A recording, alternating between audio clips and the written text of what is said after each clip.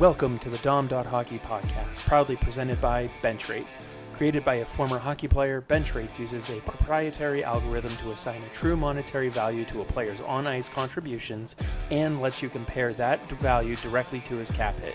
Bench Rates evaluates professional players across leagues worldwide, including the NHL and AHL. Learn more at benchrates.com. Also presented by McKeen's Hockey. McKeen's produces the premier NHL draft guide featuring more than 200 player reports and comprehensive rankings. They also deliver in-depth prospect coverage through their annual team-by-team rankings and their trusted hockey pool yearbook. Visit mckeens.com and subscribe for just $16.50 Canadian for 3 months. Good Saturday morning to everyone out there. It is time for another live episode of Dom.Hockey, the podcast. Dom, we are coming off a fresh interview of Bruins prospect Vlasic Blanar. Sorry, it's been a morning. And how are you doing? I'm doing great. How are you doing? I'm doing well. I'm really excited because we have another great guest joining us this time on the live show. And it is none other than Neutral Zone's own regional scout, Craig Eagles. Craig, thanks for jumping on. Well, it's my pleasure as always. Full off-season mode, but always great to jump on and talk some Q hockey and junior hockey, and of course Bruins hockey. Yeah, Craig, thanks for doing this. I'll be honest with you. I have 101 questions for you. Chris told me that I'm limited to 6 if time permits, so we won't be able to get through all of them. So let's just jump right into it. I promise everybody we'll get to the current state of affairs with the Bruins with Craig, but first, I want to touch on 3 prospects you know very well that played in the queue, starting with Freddie Brunet, who, by the sounds of it, is going to be given every opportunity to make the roster this year. What have you seen? I know we always didn't agree on everything when it comes to Freddie, but here he is. What do you see now, and what do you expect? It's a great question, Dom, and I just see a perfect example of a young player who needed to fill some areas and fulfill some areas of his game that really has stepped it up. And I think the buzz on Freddie, is he going to be an offensive guy? Is he a transitional guy? He had to find his identity, and he's done that. And I think where Freddie's going to fit is his ability to play both sides, his skating, and the amount of pace that he can play with, but also that grit element, that two-way presence that might not have necessarily been there early on in his pro career, but has blossomed. And I think full credit goes to obviously the player, but again, the Providence Bruins staff for really helping this young player find his way. It's exciting to see his development, and I think it's only the beginning. Chris, you want to add something there? I would just, piggyback off the point of just seeing how he has grown, even since the Bruins have drafted him. Even last year was a huge year for him. I think he fit very well when playing next to Gallagher, who's another defenseman who's kind of coming into his own in that system. And, it'll be very interesting to see how the new staff down in Providence kind of either builds off of that with some of these young players or, if it regresses, in fact. So, Brunet is going to be a great example of a success story from spending some time in the American Hockey League, and hopefully we have a few more. I just think we shouldn't, and people shouldn't look at the numbers. Don't look at the numbers right now, right? And especially if he gets an opportunity with the big club, don't look at the numbers early. The numbers will eventually come. It's his play from the red line and in. Can he handle the physicality in a night in, night basis? How is he going to contribute below the dots in his own zone? And can he process it quick enough to make and jump into transition and create transition? That's what I would be looking for, and especially with Sturm's style of play, to play fast but play within yourself and within your identity. And I think that's where the true test comes for a player like Brunet. Dom, did you have more questions on Great. Brunet? No, I'm going to move on to Loke Johansen. And I'll just quickly give you Craig, and then I want to Yep. hear yours. Yes.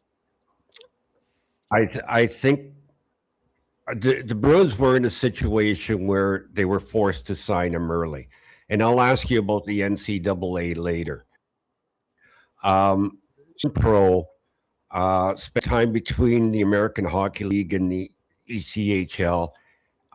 He missed some time due to injury, but really didn't play a heck of a lot. I think he only dressed for half the season and very limited ice time. Do you think that early transition to pro hurt him? And what have you seen, and what can we expect going forward? It's a great question. When you mention Loke, you also have to talk a little bit about former Bruin, former Stanley Cup champion, who I sorely miss, is Paul Boudelier. Paul passed away suddenly in, and it's sad. Boots worked with Loke and all the Moncton Wildcats defenders, but also he worked with so many defensemen all across the hockey world. A very, very sad day when Paul Boudelier passed, and it's left a big hole in a lot of young players' developments and developmental. But with David Savard coming on board, 44 seconds, his programming so influential in so many young defenders' development. So, getting back to your question, I think making the jump, everyone put the number, right? Oh, well, he's 19, he's a Euro, he's going to automatically play in the American Hockey League, right? Or, oh, well, he's 20, he can't take two Yeah, spots, right? On a CHL roster. right. Did making the jump, was he ready? Let's we have to ask that question. Was he ready? I'm sure you don't win a championship, and especially playing the style he did last year as a shutdown guy without injury. So he might have been banged up even last year. I think you have to look at um, the character of the player, what the player is, the work ethic of the player, and what he's going to bring to a roster in full health. And I think in Loke's case, two-way presence, transitional, can kill penalties, good with the puck, good in open ice, thinks the game well, thinks the position well. It just needs time. So, did he make the jump too fast? Time will tell. But that's why a lot of people and a lot of young, especially Euros now, are, as you mentioned, taking and choosing or opting to go to the NCAA for at least 1 or 2 years before. And I think more NHL teams are going to probably point them in that direction.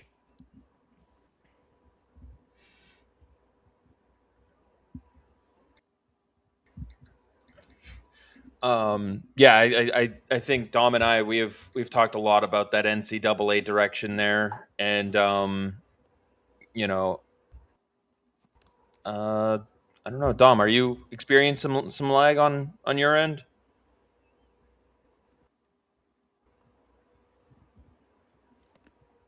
Craig, is he lagging a little bit on you for you too? I'm not sure. A little, maybe. Can All you right, can you still hear me? Okay. I can hear you fine. Dom, can you hear us? He might just need to do a little Oh refresh yeah, on I his can hear end. you perfect. Oh, okay. All right. Perfect. Yeah, nope, I think we're good. No, Dom, you and I have talked a lot about the NCAA path that many players are opting for, and I do think that's a path that he probably Loke could have probably benefited from, but not being able to take that path is something that sometimes when it's just not there, you can dwell on it. Like you said, you got to really focus on the character of the player and the work ethic, and the Bruins also had Dean Letourneau, who went through something very similar in his freshman year. So the fact that they've had at least one player already show that comeback option. Dom, you back with us? Yeah, the power flickered on me here. That would do it. That would do it. So Isn't yeah, that apropos talking about power and Bruins and the power play and the power play woes that they've had in recent Exactly. years? oh man, Exactly. I don't know if you guys can hear that thunder, but it's nasty out there. oh boy. Hopefully, you're not sending it our way. Well, Dom, what else did you have for questions in your booklet for Loke Well, Johansen? I got that's it on Johansson. But to touch on that NCAA topic, we got Cole Chandler, who got traded to Cape Breton this offseason. Will be his final year in the queue before he goes to, I believe it's Northeastern I believe. uh, next year in the NCAA. Talk to us a little bit about Cole, if you will, Craig, and his game and what we can expect from him. Well, I think Cole is a perfect example of a player that you and Chris and I have talked about. They just need more time. Yep. And Cole has worked on every aspect of his game over his time in the queue, and Cape Breton is going to be a powerhouse. They've Yeah. loaded up for Bear, and no pun intended, but they're going to be a very solid hockey team, and Clarkey at the helm there, he's one hell of a hockey coach. He's going to get the best out of his players, and I think he's going to get the best out of Cole Chandler. And with Chandler, it's more of a two-way presence, highly skilled, good in traffic, playmaker who can really bring. He's worked on his skating, and I just think if he stays healthy, Dom, and they put him with the right players, um, like a Liam Lefebvre on the right side. I think he's gonna do damage, and I think this, him being the guy or one of the guys that really drives things, I think it's going to be good for him. He's played well in Shawinigan. There's no question, and Yeah. for him to get the opportunity to come and really potentially have a good opportunity to win a championship in his final year, I think that bodes really well for his development. But I just see it's his ability to play in traffic that I'm going to be looking for this year when I'm watching and observing. And what's he going to do with the puck? What's he going to do without the puck? Especially being a top notch centerman in the league. We've seen it time and time again where 19s really come into their own, and 20s really come into their own, and they take a big step in their confidence in every aspect of their game. And I think you're going to see that this year with Chandler. Chris, anything to add there? No, I mean, you know me, I'm excited for this season. The summer is, the summer of waiting, as I call it, because we ask these questions every year, and then the season comes around and we finally get all the answers. So that's what I'm looking forward to. So, Craig, before we touch on the Bruins, I got to ask you quickly Yeah. about the NCAA rule changes. There's a lot of talk when they were saying how it's going to hurt the CHL. To me, it was just a guessing game. We didn't know how it was going to affect the CHL. But we've seen in a lot of ways where, especially in the Q, where it's helped attract players that necessarily wouldn't have looked at the CHL because it didn't affect their NCAA eligibility. How do you see it now that we're over a year into the rule changes? Well, I see it as a tremendous asset for the player. I see Right. it from a player's perspective. I see education, I see opportunity, I see time, and just think of how many players in the past would have benefited from this. Now, of course, and we've talked about it, CHL teams are now focused in on winning now. Now, what do I Right. mean by that? Well, their window of opportunity to win it's closed significantly because 19s, high profile 19s and highly touted 19s and 20s, they're not sticking around. They're not Right. sticking around. And you're going to see a highly touted 18 maybe jump. If they're ready, and let's say, let's say a Quebec kid comes up and they're a brilliant kid in school and they've already skipped a grade, right? In school, and they're ready and they play their 16 year and their 17 year and they're ready, okay? And their schooling's all taken care of. Are they willing to make that jump early, a year early, to be, a true freshman? That remains to be seen. However, everyone talking about the CHL being, oh, well, it's going to be a free agent market. It has. Will it hurt local prospects? And when I say local prospects, especially in the Quebec League, you're going to have to talk about Atlantic Canadians and all those players that call the Maritimes and Atlantic Canada home. Is it going to hurt their chances? Well, now is the time for Atlantic Canada and essentially all the provinces, especially here in Canada, to make sure that they're developing the right way. So there's no more gaps because they're going to be left Right. behind if there is Dom.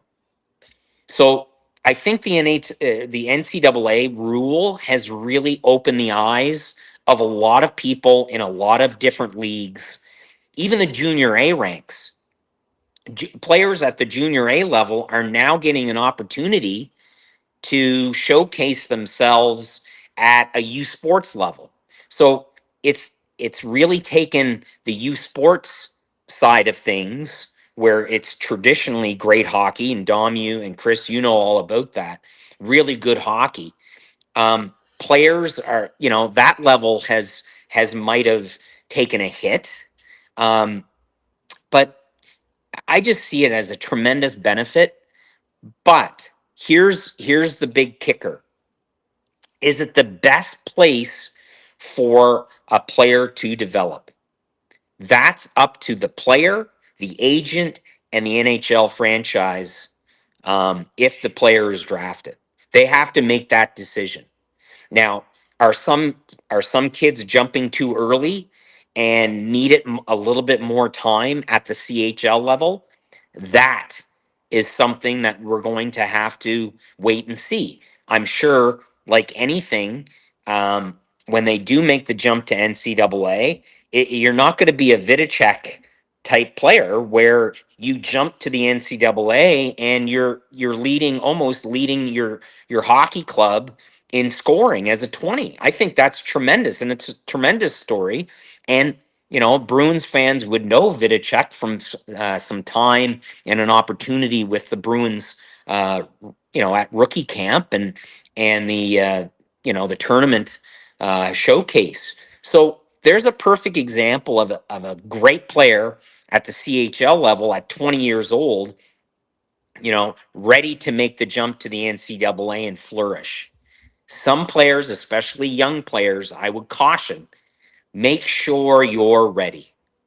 And again, there's so many different angles and so many different people tugging and convincing players, oh yeah, you're ready. Well, hopefully they are before they make the jump and then decide, ooh, this maybe I needed one more year at the CHL level and to be the guy before jumping in and playing against 20, 22, 23, and 24-year-old men. And I hope that they don't make that mistake, Dom. And Well, Dean Letourneau's a classic example, right, Chris? oh yeah, I mean, he was USHL, not CHL, but still a classic example, right?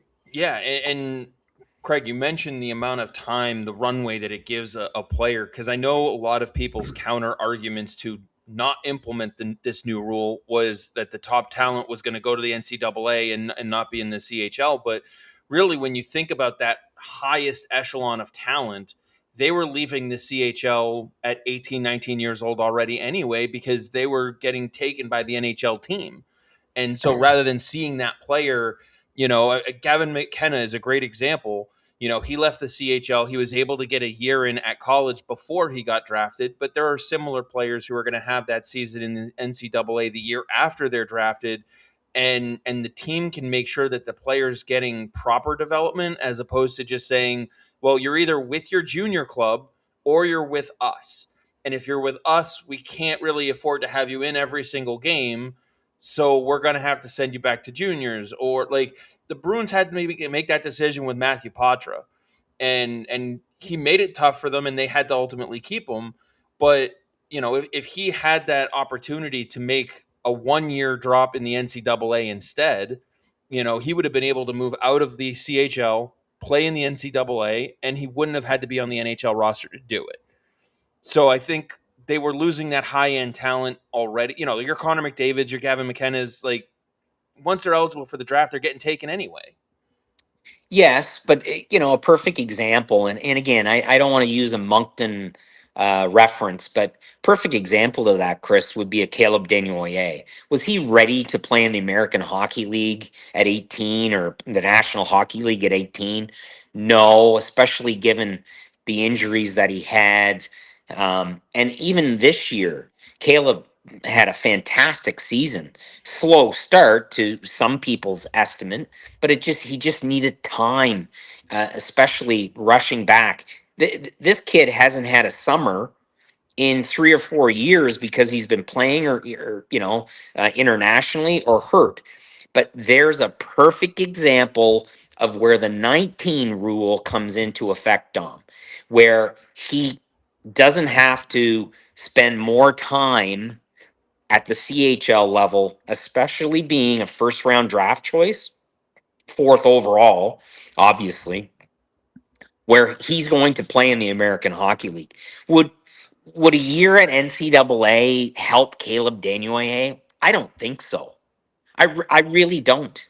And I think the Utah Mammoth, okay, waited. They did a great thing. They waited until the decision was kind of the blueprint to that night. If you're 19 and if you're a first round draft pick, you can go play in the American Hockey League.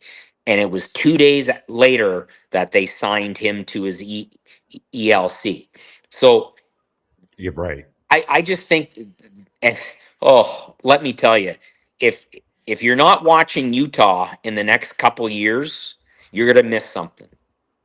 because their Yeah. pool, their talent pool is as deep as anyone's. But it's going to be a great marketing tool, and to watch how they maneuver and really get the best out of their assets because they're so deep. And the trade of Cole, Baudin is a perfect example. You know, at the World Juniors, Baudin's playing through the middle, and they have Caleb Daniel on the right wing or the left wing, and I'm like, I'm scratching my head. What the hell is Caleb Daniel doing playing the wing? No, no, no, no, no. Put Baudin over on the wing, move Daniel to his natural position, let the kid go. That didn't happen, but okay, again, Utah seeing, okay, Baudin, we've got Daniel here. I think he's better suited, or maybe I'm missing the mark on that, but maybe he's better suited. Plus, they have Gabe Smith. So if I'm Utah right now, and again, here's a perfect example of a 19 leaving the CHL, okay, to go play in the American Hockey League, that who's ready to do that. You have Gabe Smith on his left, and you put a great veteran, okay, a right winger, great veteran, Yeah. like a Chris Wagner. There's a name from the past, Dom. You put a Chris Yeah. Wagner on that right side, and you let that line go for you at the American Hockey League. And that's how you have true development, where you have veteran presence. Gabe can handle himself, and you let one of your top guys in Caleb Daniel skate through the middle and really push. And then you're going to see in a year and a half, those two players are going to be ready to make the jump to the National Hockey League, right? Year and a half, 2 years tops, and they're contributing. So I think, Right. going back to Chris's point, I really think that you have to be very careful with your asset management if you're, looking at sending certain players to the NCAA rather than keeping them back, okay, and letting them mature one more season at the CHL level. Awesome stuff. So let's move on to the current state of the Bruins. I'll give Chris the first question here. I mean, you and I have talked a lot about it, and I'm just curious Craig's opinion on what he thinks that next shoe might be to drop for this Bruins team based on the way the roster's built. And I will say I do think that Frederic Brunet, who we talked about before, is going to get a solid runway to make this team because we have that 6-game suspension for McAvoy. But I'm just curious what your thoughts are on the overall construct of the roster, given how last year's overperformed by so many people's estimate. But those of us who were looking at it with reality kind of were right on target with where they could have been. Well, did the Boston Bruins overachieve? Yes. How did they overachieve? I think that's what you have to realistically look at is what contribution did they get? Who did they get the contribution from? And can they sustain that type of contribution from those players? Because now, 100-point season, playoffs, didn't look too good in the playoffs, had some opportunities, couldn't score, couldn't do this, couldn't do that. Oh, well, we're going to address those situations. Okay, were those addressed in the offseason? I would say a big, a big component definitely was to try to get a top 6 scoring left winger, right? But I'm Yeah. looking, Dom and Chris, I'm looking at, can players like Jonathan Aspero, can he come in to his sophomore season and still contribute at the level which he played last season? Now, for Aspero, okay, I'm saying yes, because he's driven. For other players, that's the question mark. What type of off season did they have? Are they driven? Are they ready to go? I see a Fraser Mitten in Boston already, probably might not have left, working, getting stronger. That's what I see. Now, I know the Bruins probably, promoted that. They did the little episode on them or some footage, and, oh, Fraser's working hard. There's a perfect example of a player that is going to need to take another step. He needs to take another step. Is that a criticism? No, he's a fantastic player, but he's going to need another step in every aspect of his game to be that type of player, and a go-to player when it matters most. And I just hope that, especially on the back end, Chris, I think a lot of young players are going to have that opportunity and get the opportunity, especially with the 6 games, and uh, Don did a fantastic job, really, acquiring a lot of right shot defensemen, and a good mix of, you know, and a lot of potential there in young, and a lot of depth. But I still think that, if a Brunet does make the opening day roster or opening night roster, that he contributes and finds a way. I just think there's a lot of expectations right now, and those need to be tempered. They need to be tempered. Would you Yeah. say coming into this season, are the Boston Bruins a Stanley Cup contender? No, not right now. Not right now. And a lot of teams, it doesn't matter if you're the Bruins or another team. Can you win a Stanley Cup with the roster and with the depth that you have right now? No, but let's see.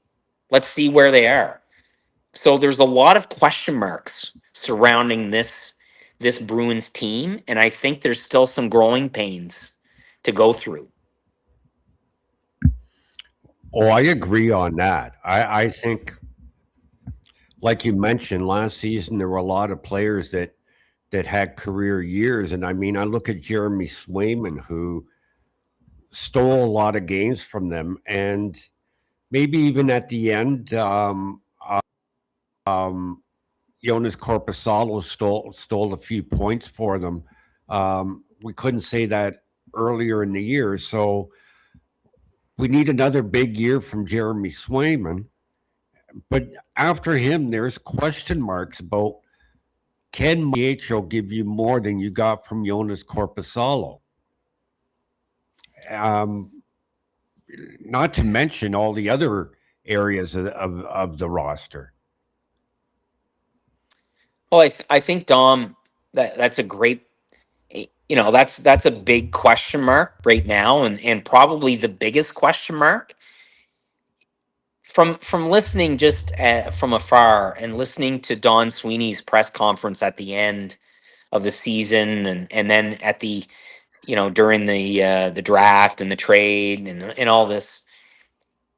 Has DiPietro earned this opportunity? Yes. Yeah. Everyone's saying, "Oh, well, look at Tim Thomas and look at what he did." Is DiPietro Tim Thomas? I don't know. No. I no. And is he athletic? Yes. Is he? But he has to.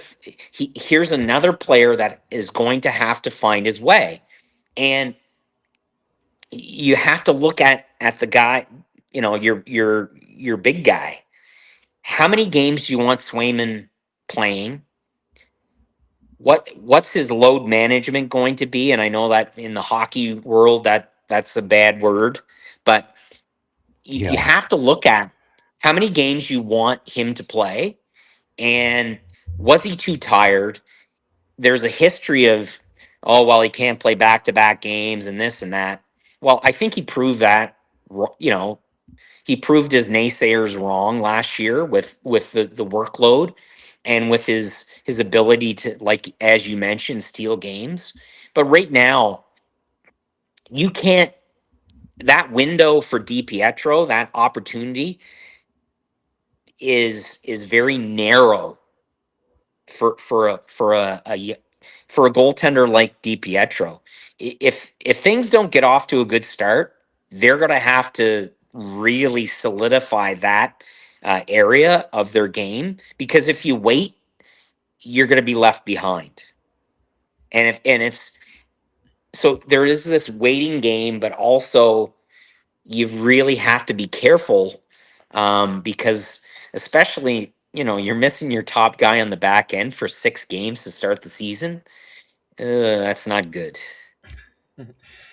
Yeah, Yeah. you And mentioned listen, I don't blame McAvoy.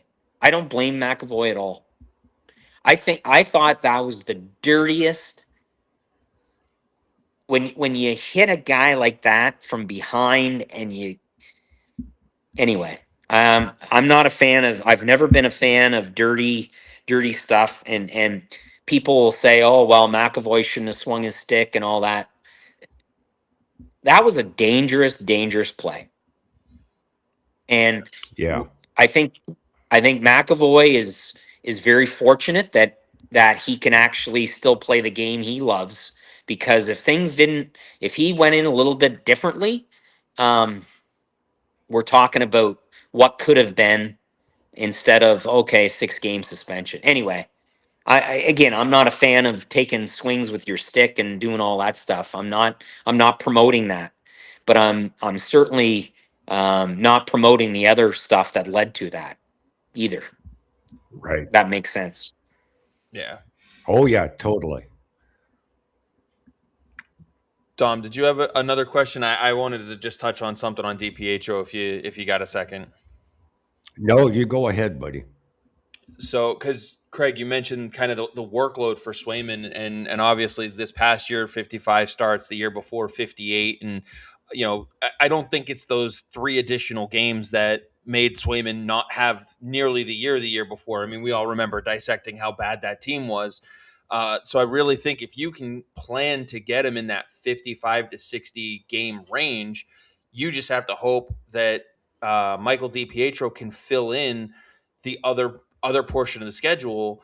And that's the big question: is when do you pull the plug on a guy who's getting, maybe 2 starts in a month to start the season, or 3 or 4 starts in a month to start the season? You really are going to have to, bank on what his camp looks like. And so I think he's going to be seen heavily in camp. I think, Dom, you and I have talked a little bit about that before. And I mean, this is a guy who has not had strong camps in the past. So, that's for me, that's going to be a key decision point, is how does he do coming into camp?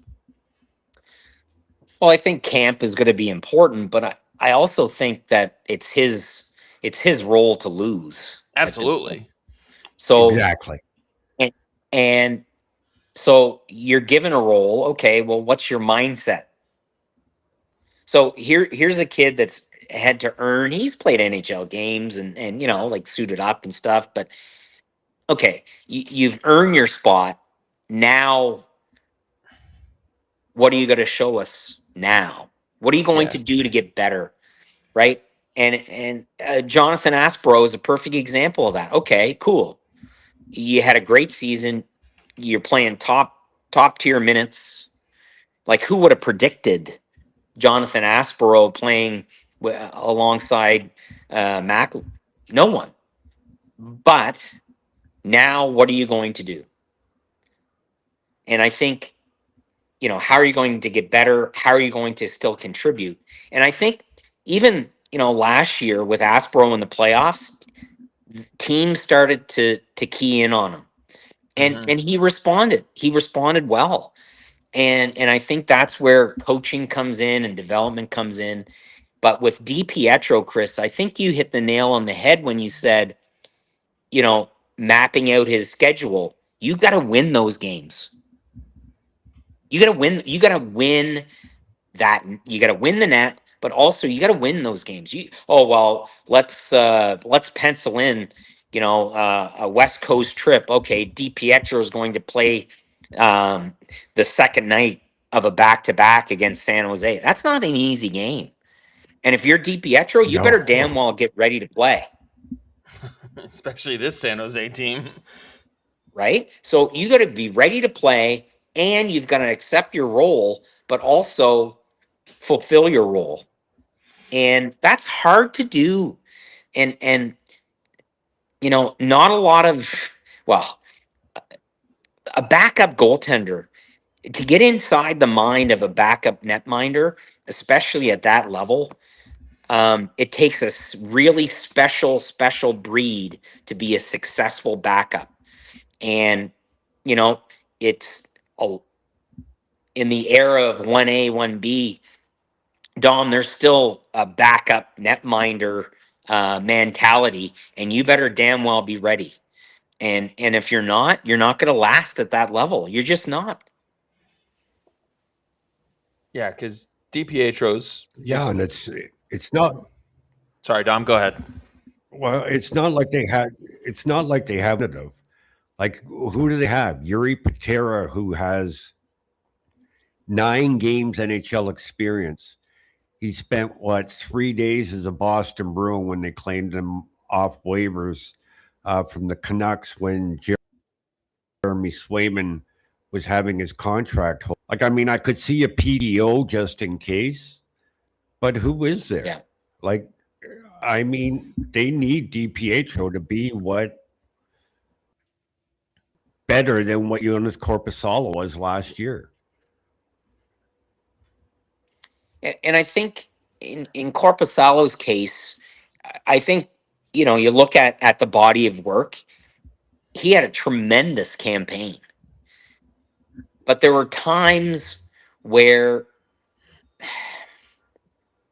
I hate saying this because I'm not a goalie guy and I don't protest to be, but there were times where it's just like you needed that save. Mm-hmm. You needed that one. And you could say the same thing about any netminder. And that's where DiPietro is really, he has to respond right now. And, does the body of work in the last couple of years, you look at a Tim Thomas, and I know everyone's got the comparables and they're already out there, but you look at Tim Thomas, like when Thomas was coming up through, things look pretty bleak. Mm-hmm. They look real good. Raycroft, Toivonen, and then Thomas, he's earning his starts. He's, going through the grind again after he came back from Europe, going through the grind to get back to the National Hockey League level. And maybe DiPietro has grinded it out, has rediscovered a lot of things, and I think he has. But he's going to be tested. And, I think it's up here where the big test is going to be for any netminder, but especially a player that, okay, I've earned this, but now, I've got to sustain and I've got to bring that. And that's the, if you're Don Sweeney, you're rolling the dice on that. You're simply rolling the dice. We think this player is ready. We think this netminder is ready because of what he's shown. Speaking of netminders, and here's my and they announced it kind of yesterday. The Q did, and Drummondville did. Jan Larry's, and again, developmental or rookie camp, isn't it, Dom? From rookie camp. Yeah, rookie camp. So starts this September. Right. So this is a report that I had on the player or on the netminder last year. Athletic netminder, good quickness, very square to the shooter, but at times his angles looked a touch off. Like a lot of netminders in today's game, he plays deep, good recovery, but will have to get even quicker from a lateral mobility perspective if he wants to have an impact at the next level. Tracks the pucks very well, will have to fight more for his space and fight through traffic. Has a tendency to give up a lot of room on his blocker side. Good glove. This kid is full of potential and had a great season in the Q. Hopefully critics will look at the full body of work and perhaps overlook playoff numbers and results. He really needs to tidy up his blocker side down early at times when the players attack from the corner, has a tendency to drop his glove as well in those sequences. Solid rebound control, good down low. And my last line on Larry's was, he's very raw, but has a great foundation. Just needs some refinement in certain areas of his overall game, which will only help his consistency. So that's who the Bruins invited to their rookie camp.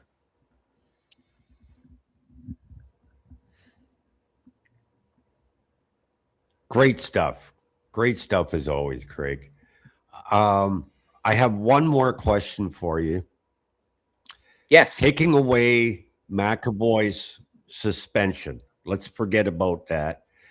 Give me your Yeah. defensive pairs for the Bruins for the upcoming season. Oh, Dom. Wow. Remember, if you count Sweezy, they've got 11 defensemen that need to go through waivers.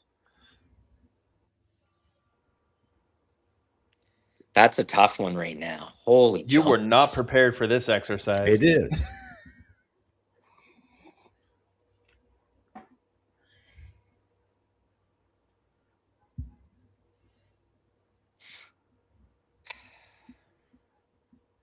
Does Aspero play with McAvoy?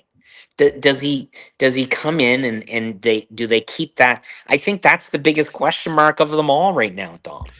If McAvoy's there, does Aspero does he stay there? You I mentioned don't know. Aspero, but is the bigger question the Mason Lohrei domino? Because if Mason Lohrei if he takes a step in his game, does that even give an opportunity in the same spot for Jonathan Aspero to be where he was next to McAvoy last year? Everything that happened with Lohrei, it really bothered me. It bothered me big time. Because here's a young player that came in and had such a great, role and really played so well, and then to get chopped, to get criticized, to be belittled. I didn't like that. I didn't like how things played out from a Mason Lohrei perspective. And I think there's another perspective and another example of a player that has a lot to prove, but does he really have a lot to prove? He just needs to go about his business, and people need to leave him alone. Just leave him alone. Let the kid play, right? Let the kid play.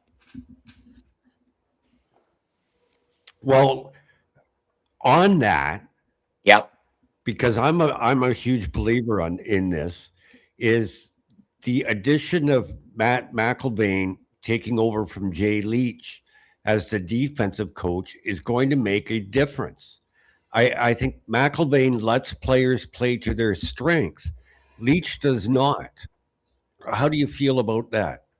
Well, I don't know. I don't know the coach, that coach, well enough. But in saying that, I think there were at some points last year you could see the reins being pulled back on Lohrei, right? Yeah. And Yeah. you don't pull the reins back too soon on a player. Now, do you give him some run, but also remind him at times.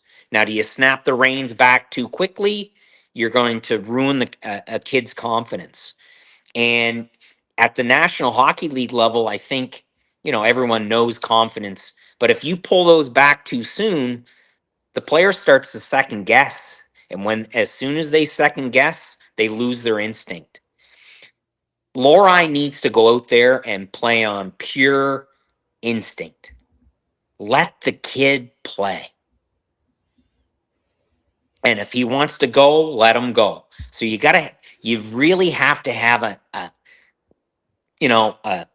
transitional guy that can skate on his right side, but you got to give, make sure that his D partner is responsible and is going to be there. Dom, that's a really difficult question, and I'm so glad you asked. Where does Gerda fit? Like there's another great example of a player that really kind of he stepped it up big time, especially after the debacle of his first foray in Boston. I was really impressed with his game, but less is more with him. Don't try to be something you're not. Be hard to play against and make the first guy miss and then distribute. Don't try to stick handle. Is he capable of that? Can he pull it off? Yes. But make one guy miss and then move it, jump into open space. Don't try to be something or try to do so much with it that you're always chasing coming back to your own zone instead of, you know, I thought at times he was chasing things last year, and he didn't need to do that. He doesn't need to chase points on the back end. The points will come with a player like that, and I just think he just needs to settle into that nasty role, and then when the opportunity is there to chip in offensively, be that guy. But don't try to chase it or push the envelope, if that makes any sense at all. No, I absolutely does. Totally. So and then Dom, give me a list of. I know they've added some on the back end. Like I think people are going to be and Dom. We talked about Aspro last off season, but the kid they picked up from Belleville and the Ottawa Senators organization in Guinette's, he's a hell of a hockey player. He's going to be a fan favorite right away in Providence, and there's going to be an opportunity where he might even get a look at the big club. He skates well, he moves the puck well, he's gritty, he doesn't back down. Does that sound familiar? Kind of like Aspro, doesn't it? And it's ironic that the Ottawa Senators organization looked at Aspro and signed Aspie, but they also drafted Guinette's. And I think he's going to be one of those players, not on the bubble to make the big club, but he's going to be pushing a lot of guys this year. You watch. And he might not be the biggest stature-wise, but the kid can play. And if he's going on all cylinders, he's fun to watch back there. And he doesn't back down from anyone or anything or any situation. So I absolutely love the player, and I think he's going to have an impact. Absolutely. I think we're starting to get a little bit of lag from Dom again Yep. here, but we are approaching the hour mark, which is where we like to, keep these episodes. Craig, before we let you go, before we all sign off here, can you just let everyone know where they can find your work and kind of what to expect from you during this upcoming season here? Well, thanks so much, guys, for the opportunity to jump on today. I'm not writing as much as I used to. My main focus right now is within the queue with Neutral Zone as of right now, to really zero in on the scouting aspect of things. You can find me on Twitter at CEAGS37. My old account was hacked, and I tried a few times and to get it back, but it's a fresh beginning and it's a new start, which gave Andy Jardine and myself an opportunity to kind of change things up from on my writing platform.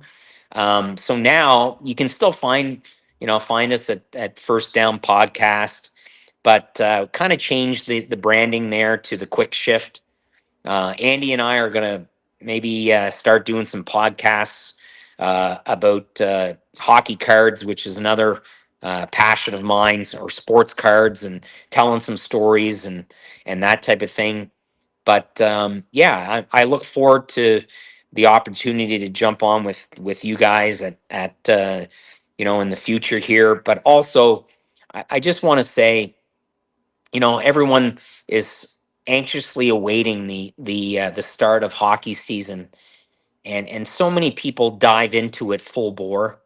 I really think it's always good to take a step back and assess and make sure that we're not overlooking what's all around us, and to appreciate the off season and the downtime, and to understand that there's always there's always going to be an opportunity to talk about hockey. It's an amazing sport, and there's so many passionate people around. I really hope that everyone has a good is having a good off season, and like myself, anxiously awaiting to get back to the rink, but also to take a look and put things in perspective. I think that's really important. So again, thanks for the opportunity today. And we're going to be heading back soon from the cottage, and it's great that I have a kind of a neutral site opportunity to hear. My father-in-law is changing out his their windows, so a buddy of mine, Steve Laszlo, is doing a reno of one of his properties here. So that's why all the woodworking is pretty nice in back of me. But I'm thrilled to spend some time with family and friends at the cottage. But like all of you, I'm anxiously awaiting the season. Absolutely. Tell your friend there that we thank him for the space, and I think there's a little bit of lag, but I do want to give Dom an opportunity to get a last word in from his side here.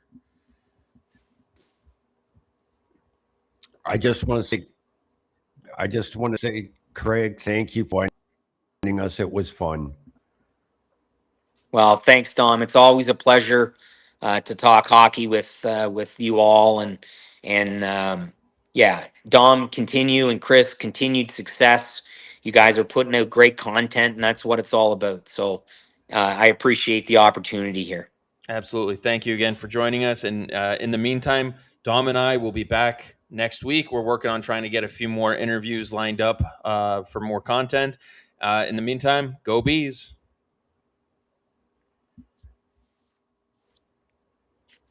Peace. Welcome to the Dom.Hockey podcast, proudly presented by Bench Rates.